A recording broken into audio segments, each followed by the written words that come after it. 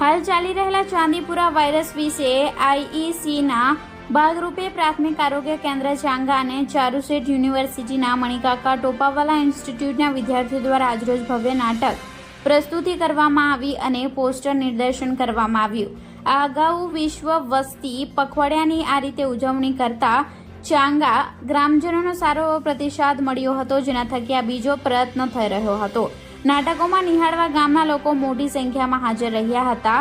તમામ લોકોને હાલ ચાલી રહેલા ચાંદીપુરા રોગ વિશે માહિતી આપવામાં આવી, જેમાં સેન્ડફ્લાય વિશે માહિતી આપવામાં આવી, જેમાં મુખ્યત્વે આ માખી કઈ જગ્યાએ રહે છે, કેવી રીતે પેદા થાય છે અને આ માખીથી કયા કયા રોગો થાય છે, ચાંદીપુરાના લક્ષણો અને આ રોગથી બચવા શું શું કરવું જોઈએ તે વિશે વિસ્તૃત માહિતી આપવામાં આવી.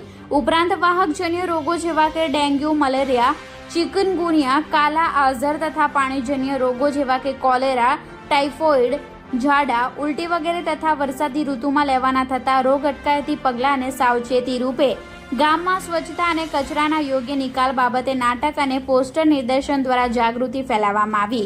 આ પ્રોગ્રામમાં પીએચસીના medical officer doctor Payal madam, AYUSH medical officer doctor Mansi madam, ચાંગાના સુપરવાઇઝર કલ્પેશભાઈ પરમાર, સ્થાનિક એમપીએચડબલ્યુ જયદીપભાઈ ચૌધરી તથા પીએચસીના તમામ આયુષ્માન આરોગ્ય મંદિરના એમપીએચડબલ્યુઓ શ્રીમતી રામેશ્વરી ઝાલા તેમજ ગામના આરોગ્યવર્ધક ગામના સ્વજનો, ચાંગા સબ સેન્ટરની આશા બહેનો તેમજ ગામના લોકો ખૂબ મોટી સંખ્યામાં હાજર રહ્યા હતા.